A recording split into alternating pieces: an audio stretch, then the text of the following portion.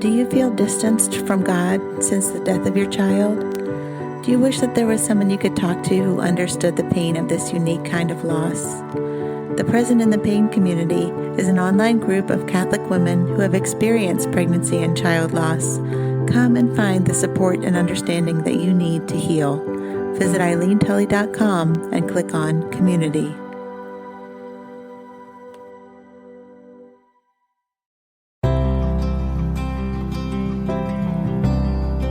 Welcome to the Present in the Pain podcast, a weekly show that looks at the experience of pregnancy and child loss through the lens of the Catholic faith.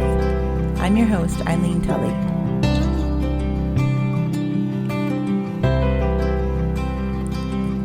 Welcome to the Present in the Pain podcast. I'm your host, Eileen Tully, and I'm back after a bit of a longer break than I had anticipated. Our family took a vacation, and we all ended up with the virus very shortly after we arrived on our vacation. But in reflecting upon that this morning, I was just thinking that it's actually the perfect example or the perfect sort of introduction to our series that we're going to be starting today, which is a series on Our Lady of Sorrows. So our family was desperately in need of a vacation. Do you ever have those times where you're just feeling so frazzled and burned out?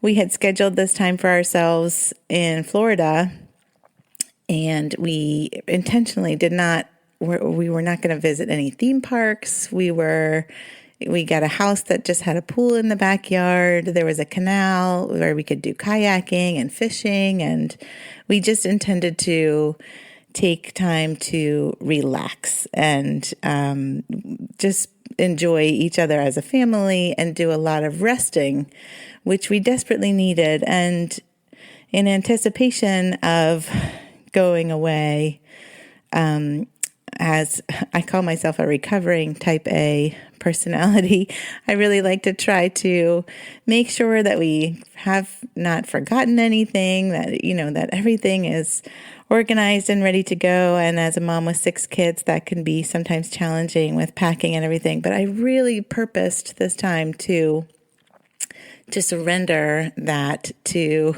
Jesus and just say, please help me to just relinquish this control, just as my first step to this restful vacation that we're anticipating.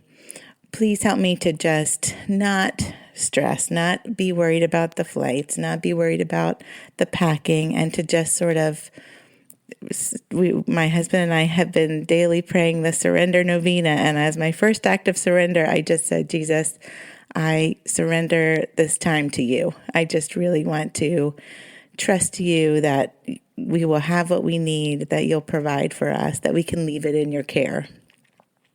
So sure enough, we did get to Florida without a hitch, even though we did have a couple of flights down, and all of us, including a 3-year-old toddler, made it down, and everything worked out well. And we were there, the house was beautiful, and there was a pool in the backyard, and we had lots of fun pool time for the first couple days until my first child came down with a fever. And then I had a fever, and then one by one, this virus just picked us off, and I ended up in the ER not once, but twice. And it was so tempting in the throes of what ended up being, what my main symptom ended up being, this horribly excruciating back pain, which seems like a strange symptom for that virus, but that's what it was. And my husband is having to lift me in and out of bed and up and down just to use the bathroom and to get dressed. And, it was so tempting to just say, God, I'm pretty sure that I could have planned a better vacation than this. But I surrendered it to you, and here's what we came up with, honestly. But in the heat of the moment, it is really hard to to surrender those kinds of things to him. But that is just our perfect segue into our series on Our Lady of Sorrows, because that is precisely what Our Lady did. It's precisely what her example to us is as someone who is suffering, who probably has a lot of why questions to go with that suffering, not understanding the purpose of it, but who just gives us the example of suffering with virtue. Because the fact is that even after our darkest, deepest suffering for our family, which was losing our children, not long afterwards did I understand some of the good that came out of it, some of the ways that God showed me his love and care, even in the midst of that. And when we have those kinds of situations, it can feel like, the Bible verse that says that God is a good father, and what father would give his child a stone when he asked for bread, or give him a scorpion when he asked for an egg, right? It can feel like our vacation felt like, I really needed bread and I really got a stone. It feels like that. It can feel like that. And there's nothing wrong with saying, boy, I don't understand what you're doing here, why this is what happened. But what we can do is what Our Lady did, which is to trust that he has a plan, that he sees more than we do. We're so limited in our understanding and in our capacity. And that's why in Proverbs it says to trust in the Lord with all your heart and lean not on your own understanding. That's Proverbs 3, verse 5. It reminds us that our humanity is so limited in our understanding. So that is just my introduction to our series on Our Lady of Sorrows. The month of September is dedicated to Our Lady of Sorrows because her feast day is on September 15th. And I thought, just as I mentioned in the last episode that I did, that I would share a little bit about how I came to know Our Lady under this title. And as a result, she ended up becoming maybe the patroness, I don't know, just the example, or the one around whom my ministry for grieving mothers is based, because of this beautiful way that she connected with me over child loss. So I thought that I would just share that first, and that started in 2019. Well, actually a little bit earlier, because my prayer life, as we mentioned in the Grief is Complex series, my relationship with God changed significantly after the loss of our twin daughters. And I felt that feeling that I mentioned, which was just that I don't know what to say to you. I trust that you're God. I still have a relationship with you, but my prayer life just felt broken. I felt like I didn't know what to say to him after I had prayed and prayed and prayed for this miraculous healing for the lives of our daughters, and was denied that. I felt unable to just muster a prayer more than thy will be done, or just do what you're going to do and help me to endure it, because it didn't feel like I could ask him for anything. I didn't feel like I could offer him anything other than just my tears and my constant laying down of my pain at his feet and asking him to alleviate it, to help me to endure it. But that was it. I just felt like our relationship really took a hit. And so in about 2017, which our daughters died in 2011, so that was a long time to go with just feeling very dry spiritually. I started to get up in the morning, and I like to try to get up a little bit before my children do, just to have a cup of coffee and wake up and be ready to start the day before the chaos happens. And I just felt this nudge to pray the rosary. And I mentioned before that I was a Protestant. Our Lady was the biggest stumbling block for me in converting to Catholicism, probably because I had a mother wound. I had a very strained and unhealthy relationship with my own mother. And so the concept of people saying, Mama Mary, just ask Mary, all of those things, I did not relate to that at all.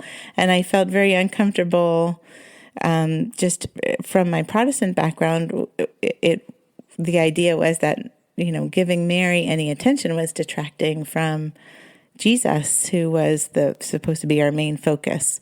And so Mary just always seemed unrelatable to me. I always imagined her as sort of being like stoic, and her hands just sort of folded as she pondered things and gazed up to heaven, and she was perfect, and somehow, even though all these problems happened to her, she was just completely unfazed by them. And that was just completely unrelatable to me. So this was the mindset that I had.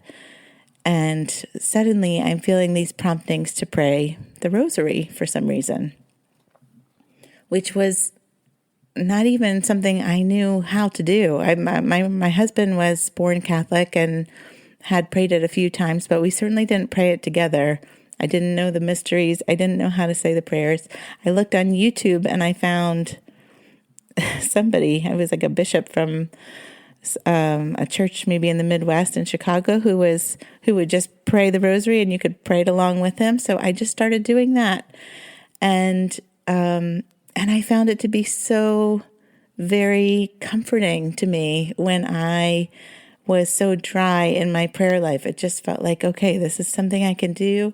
The repetition where it seemed silly to me before, especially as a Protestant, it was just not the kind of prayer that we would pray. But now it felt healing. It felt comforting. It felt just like, I don't know how to describe it. It felt therapeutic just to be repeating these prayers over and over, even though I didn't completely understand them. In the year that followed, my relationship with the Blessed Mother started to grow. So we began by these nudgings to pray the rosary, but then I felt compelled I was introduced to my first novena, which was Our Lady Undoer of Knots. And because there was some conflict in my family, and because that just weighed heavily on me and caused me a lot of emotional upset, I tried a novena, which if you look up the novena to Our Lady Undoer of Knots, the idea of these knots are just those things that we can't untangle on our own. They're just like a tangled mess that happens in our relationships or in our circumstances that we don't feel capable of undoing. It's just out of our hands. And so by praying this novena, we're asking her to untangle these knots for us and to take care of them. And so I prayed my first novena to Our Lady Undoer of Knots, just placing these things into her hands and just asking her, if she doesn't solve them, to just untie me from them, because I felt tangled up in knots as a result of them. And by day 9 of that novena, it was like a weight was lifted off my shoulders. I had never experienced anything like that. And just the fact that she was willing, was capable, was wanted to help me, and help me in such a profound way with that complicated mess of emotions that just, it kept me up at night. It kept my mind spinning. It kept my stomach churning. It was those kinds of just upsetting emotional experiences that I knew I couldn't just turn off. And she proved herself to me by answering that prayer. She proved herself to me to be loving, to be capable, to just have care for me, and to have this motherly love for me, and to just, she showed it to me in a way that my own mother never really even could do. And so you can imagine, if the rosary started the relationship off. This novena and her answering this prayer in such a profound way only served to strengthen the relationship even more. Then I looked into a Marian consecration, which I did the 1st of January in 2019. And then later that spring, our family was enrolled in the Brown Scapular. So you can see that this progression of a relationship with our Blessed Mother happened in my life. And I think that she knew that I needed it to happen gradually like that. I needed her to really just initiate the relationship, which I feel like she did with that rosary prompting, and then to just gradually prove herself to me as just being this loving mother that I so desperately needed. So if we fast forward to the end of 2019, which was in September, I homeschool my children, and part of, as a convert, just part of what I am learning about our Blessed Mother or saints or the different feast days, it comes from lessons that I'm preparing for my children. And so I saw that Our Lady of Sorrows feast day was coming up on September 15th. So I prepared a homeschool lesson. I was not familiar with her under that title. I put a homeschool lesson together for my children in advance of that feast day. And what are the 7 sorrows? And when did this start? And I started looking into this, and I did share the lesson with them and the 7 sorrows with them, but something inside me, whether it was the Holy Spirit or Our Lady herself, something prompted me to dig deeper into Our Lady of Sorrows and to understand better these 7 sorrows and her specifically under this title. And so one night I went to Starbucks. Sometimes I was in the habit of going just to get a little bit of a night out. Maybe every other week or so, I would just take a book and drink some tea and go to Starbucks and just sort of get a little break out of the house. And I took with me my laptop and a copy of St. Alphonsus Liguori's book, The Glories of Mary.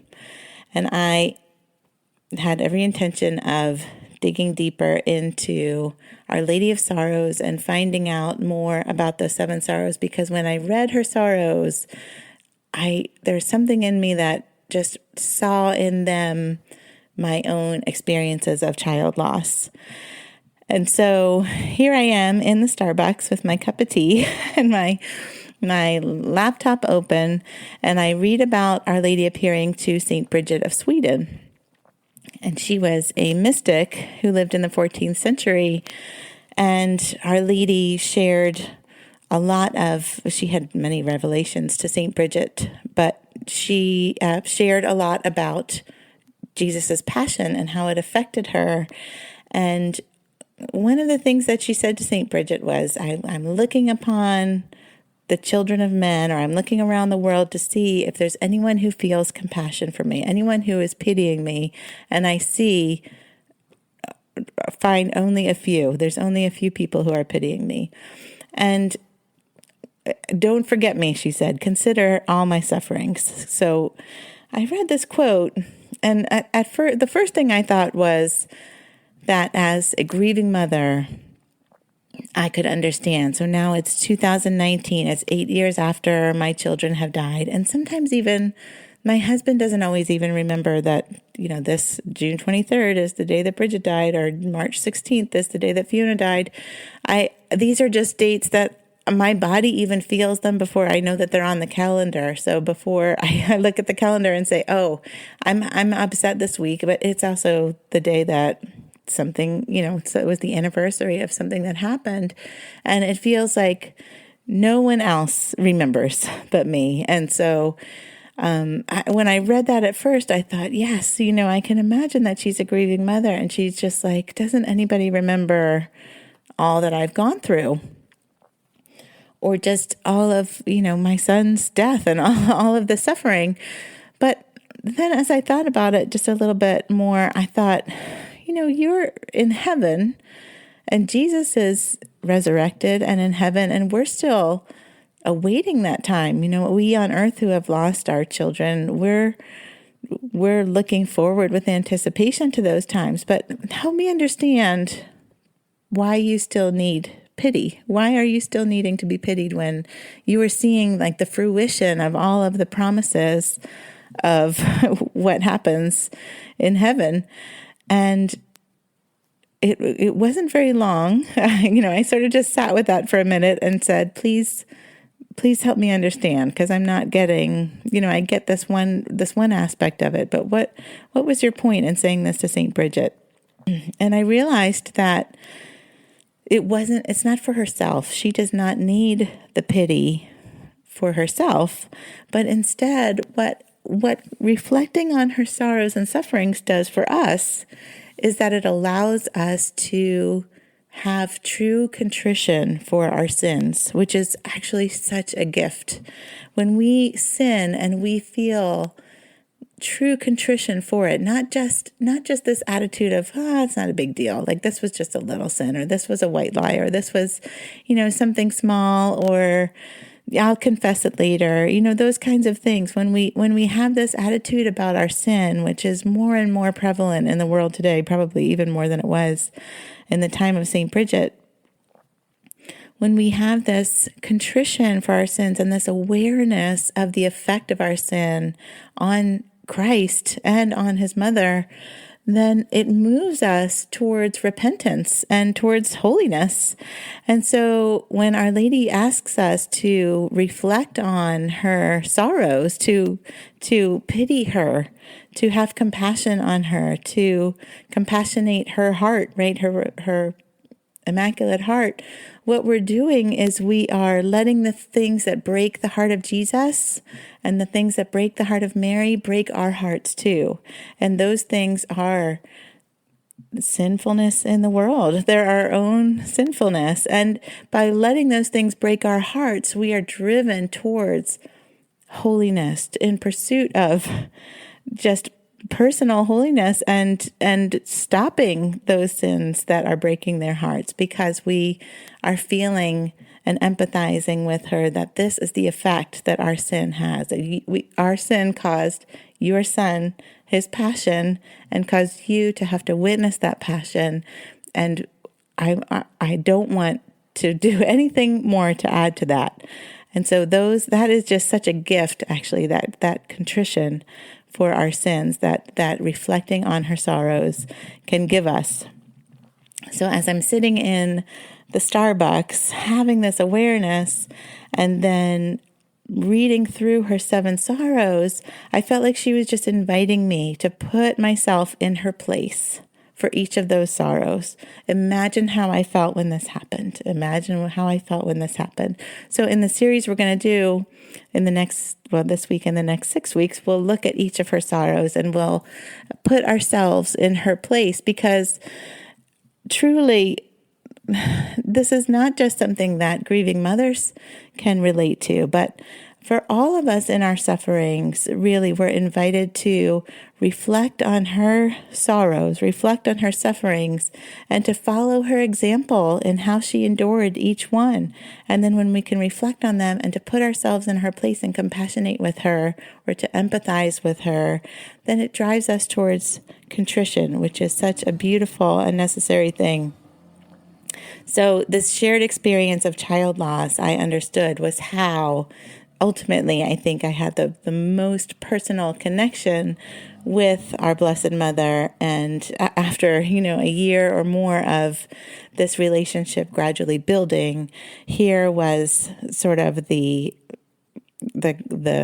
climax of the relationship, where it was like, yes, this is where I recognize that you are wanting to connect with me in this shared experience of suffering and child loss specifically.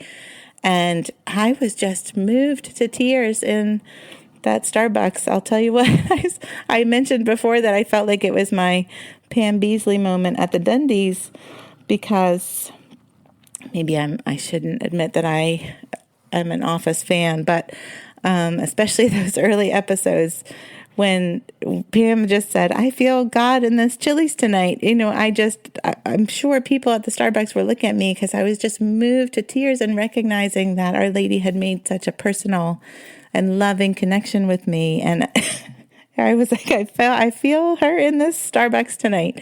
So that was my story of connecting with Our Lady. And now let's talk a little bit more about her first sorrow, and what the promises are that are associated with meditating on her sorrows. So I decided to take a little break because coughing is still one of my lingering symptoms. But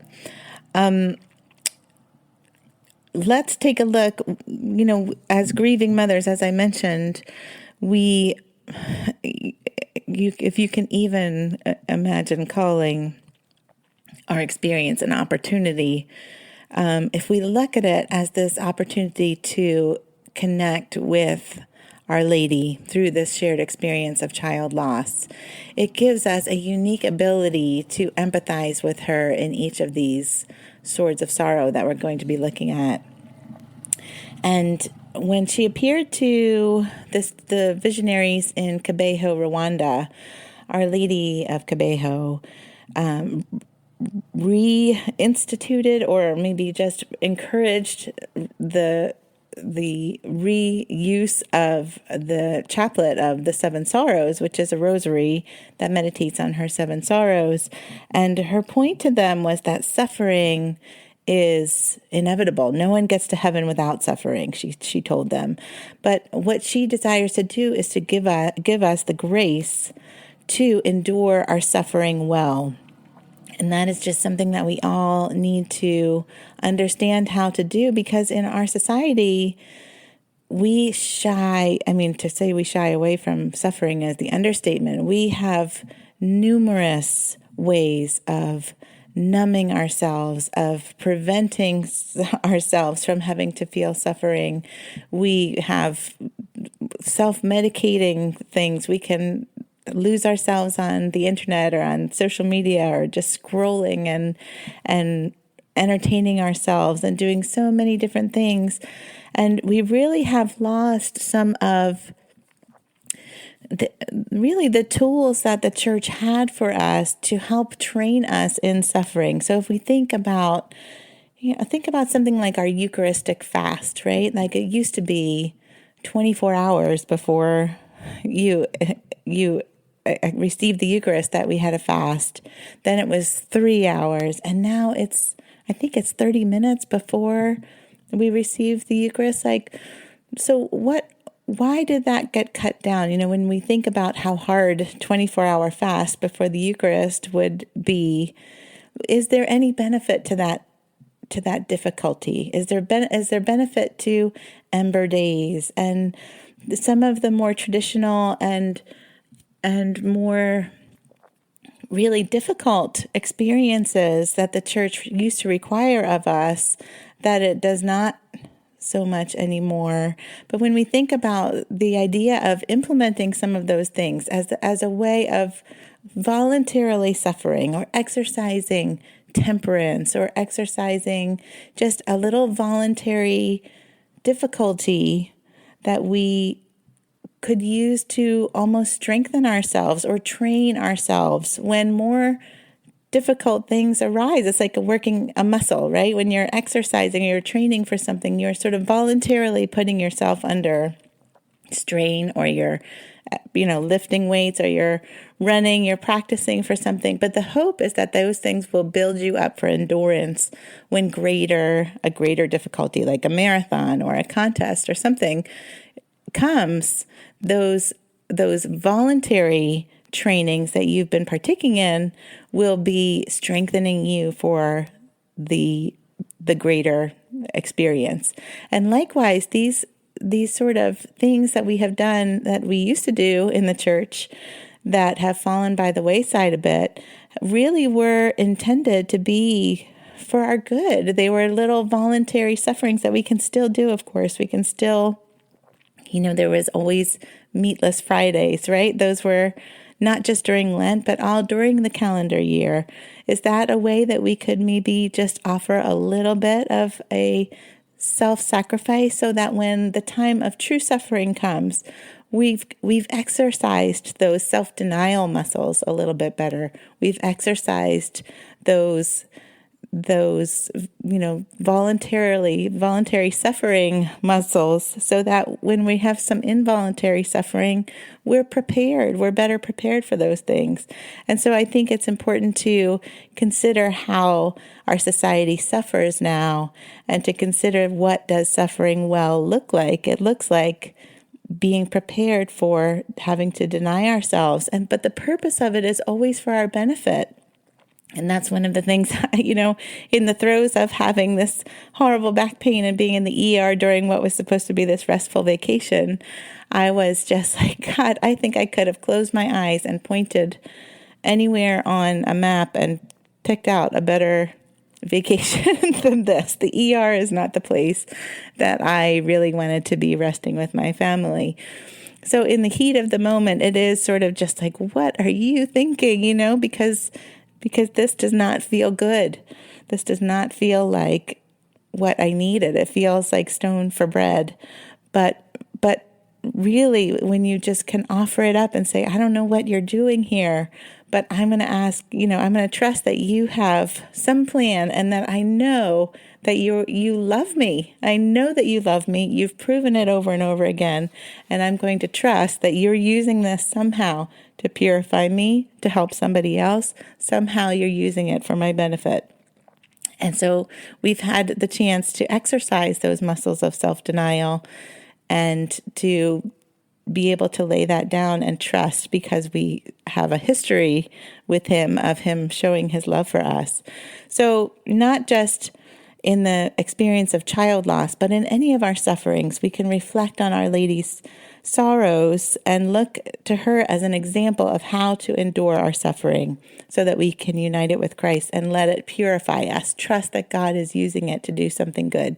So this by itself would be a great reason to reflect on her sorrows. But in addition to this benefit that comes in allowing our sufferings to strengthen those muscles of self-denial, Our Lady also gave St. Bridget of Sweden 7 promises for people who would meditate on her sorrows. And those promises are as follows. Number 1, I will grant peace to their families. That one by itself, if it ended there, would be an amazing thing, I think. But it goes on. Number 2, they will be enlightened about the divine mysteries. Number 3, I will console them in their pains, and I will accompany them in their work. Number 4, I will give them as much as they ask for, as long as it does not oppose the adorable will of my divine Son or the sanctification of their souls. Number 5, I will defend them in their spiritual battles with the infernal enemy, and I will protect them at every instant of their lives. Number 6, I will visibly help them at the moment of their death. They will see the face of their mother.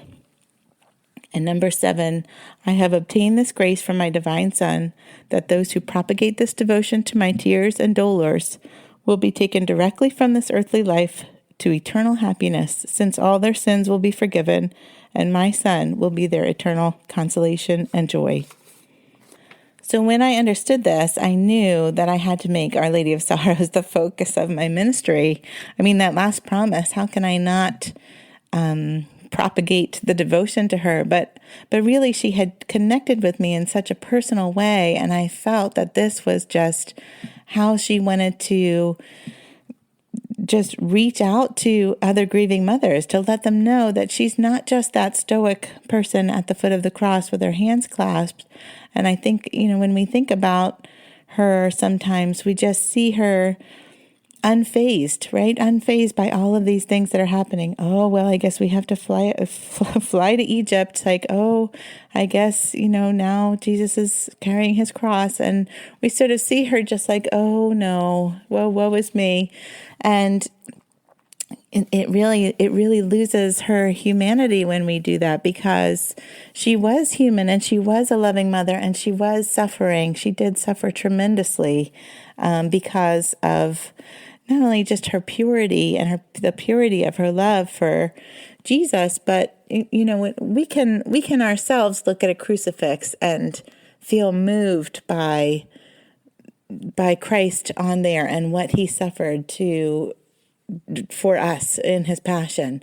But as his mother, as the one who bore him, who is not only her son but her God, she had this unique relationship with him and this intense suffering because of the perfectness of her love.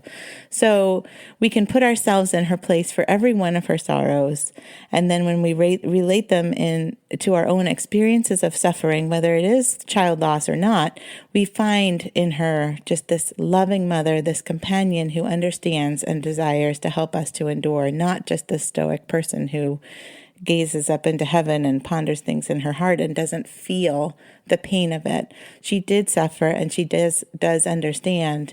And that's why she is called Mary, Help of Christians, and our merciful mother. She wants to comfort us and to help us in our own suffering and to give us the grace. As the mediatrix of grace, she desires to give us the grace required to endure our own sufferings well with holiness and allow them to purify us. So with this in mind, let's just talk this week about the first sort of sorrow, which is the prophecy of Simeon.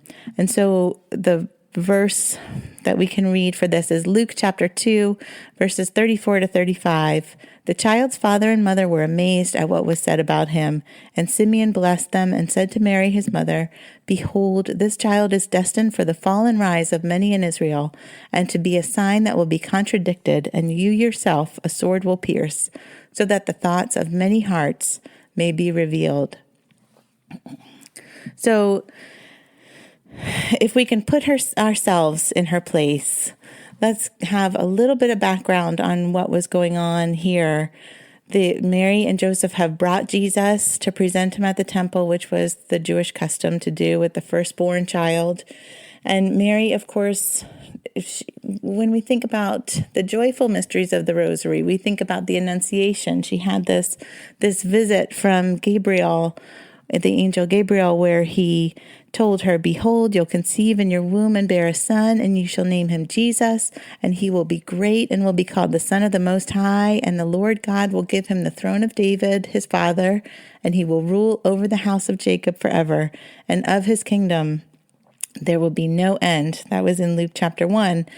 So we can imagine, of course, this is one of the joyful mysteries that we meditate on, the first joyful mystery with the Rosary. And so we can imagine the joy that Mary felt at hearing this and understanding that she was carrying this hoped-for Messiah that the Jewish people had been promised. And then when she went to visit her cousin Elizabeth, which is the second joyful mystery, she shares her Magnificat, that her soul magnifies the Lord. It says in Luke chapter 1, He has shown might with his arm, dispersed the arrogant of mind and heart. He has thrown down the rulers from their thrones and lifted up the lowly. The hungry he has filled with good things. The rich he has sent away empty. He has helped Israel his servant, remembering his mercy according to his promise to our fathers, to Abraham and to his descendants forever.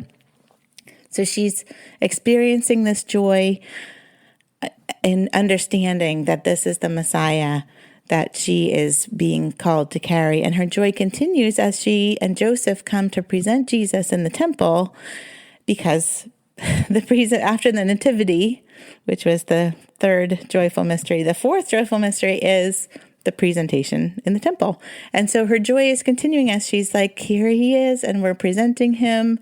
You can imagine she's just excited that this is her child, and she sees Simeon, who has words for her first, just to say that he had been in the temple waiting to see the Messiah, and God promised him that he wouldn't die until he did see the Messiah. And he recognizes in Jesus this Messiah, and confirms everything that the angel had told Mary and that she had been celebrating. And then what happens is that he then has these words for her, that Jesus is not merely going to be this conquering Messiah, this, who will rule and reign, but he is also going to be this suffering servant Messiah that's talked about in Isaiah, that is, just the one who will be a contradiction, whose her heart would be pierced with a sword, because he is going to be suffering. And it's almost as if we can put ourselves in her place, you can imagine it's like the rug was pulled out from under her. And if you've ever had, for me, when I was thinking about this in relation to our experience of child loss, it was just that first ultrasound where, we were so excited to see that we were having twins, and the doctor had this straight face and just said, your twins are dying. It was that diagnosis, or, just like knowing, oh no, this is not what I thought it was going to be. This is not going to go the way I hoped. And so Blessed Mother told St. Matilda that when Simeon told her that Jesus was destined to be a sign that would be contradicted, all of her joy was changed into sorrow. And so we can imagine that, we have these joyful mysteries we're meditating on, the joy that she's experiencing, and then bam, this rug is sort of pulled out from under her emotionally, and she just understands that he will be rejected. He'll be opposed. The crucifixion is almost just described so clearly in the book of Isaiah, which of course was thousands of years before it happened, but just that he was going to be beaten, that his beard was going to be plucked out, he was going to be spit on, that he would be so marred and so abused that he wouldn't hardly even be recognized as human. And as a Hebrew woman, she would have known this, of course, but the heaviness of this realization is something that I think we should all really be able to relate to in any of all of us have had something where all of a sudden something happened that was devastating and unexpected. Maybe you got a diagnosis, or someone you loved did. Maybe you got a phone call that there was an accident, or something bad had happened, or someone betrayed you in a painful way, where everything was fine until that moment happened.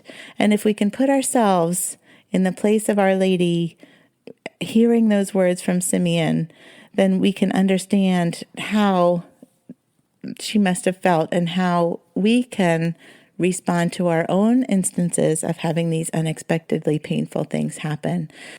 Our Lady told Saint Bridget of Sweden also, "My eyes filled with tears and my heart was tortured with grief," because, as you can imagine, she just knew that this whole life with her son, who is just this tiny baby at this point, this whole life with her son is just going to be her loving him and knowing that this painful end is coming. So the closer that, the older that he got, the closer they got to the time of his passion, the more pain filled her heart, because of course, we just grow in love for our children as they grow and we get to know them better.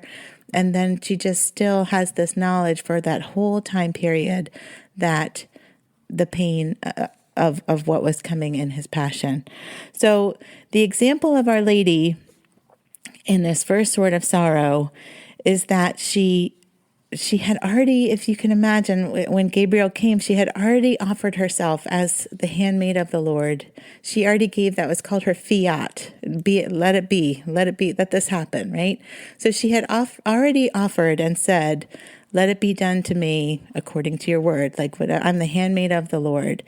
And so we also should have this relationship to God where she offered that after Gabriel had said these good things were going to happen, right? He didn't tell her. It was not till Simeon that she knew what was coming. But she didn't say, well, then never mind. If it's going to be like that, then never mind. I don't want God's plan for me. She continually laid herself down and her wishes down and just said, okay, I already said I'm your handmaid. Just because it's not going the way I thought it was going to go does not mean that I'm not God's servant and that I'm not going to allow him to use me in this plan however he sees fit. But additionally, Mary already knew what was going to happen. She already knew the end, right? She knows Gabriel had come to her and told her about Jesus's eventual reign, right? That he wasn't just going to be the suffering servant, but he then was going to reign and his kingdom would have no end. If you can imagine at the Nativity, there were angels and shepherds and the wise men came, right, to gift him with these gifts because he was so special. And Simeon recognized that he was the Messiah. Mary had other things that she knew about God that she leaned on when she suffered. So she knew that God has a plan. She knew that he would use even these painful things to bring good.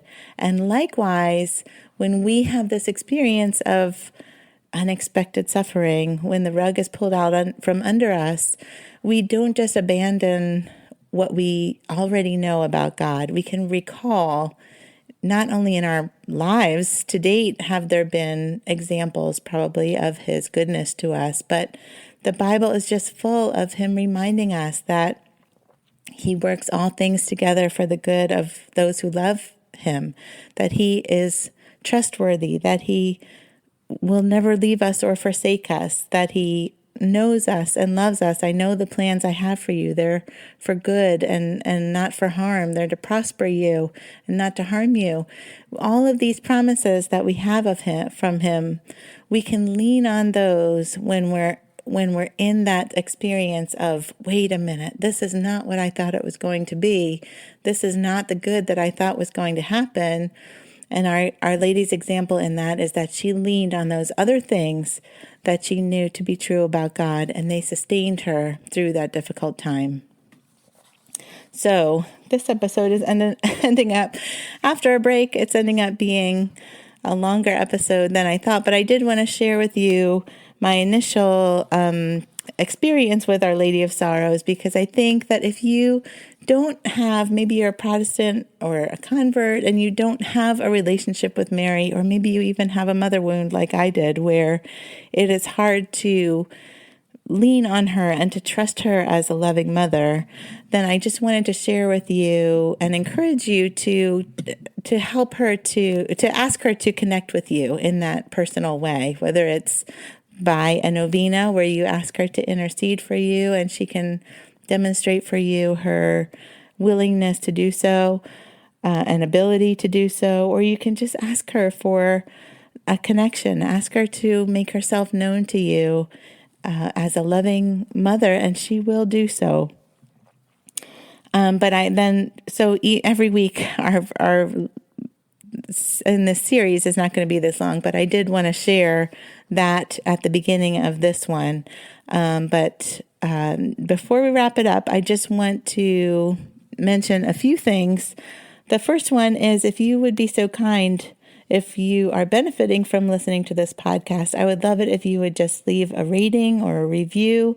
It helps other people to be able to find it. So it's a brand new podcast. Obviously, it's not terribly popular yet, but I hope that other people who need to hear it, or who just need some understanding and support in the time of child loss, would be able to find this, and they would have an easier time of doing that if there were more people who either subscribed or left a rating, and so that just helps increase their odds of searching for a Catholic podcast on child loss to be able to find this one.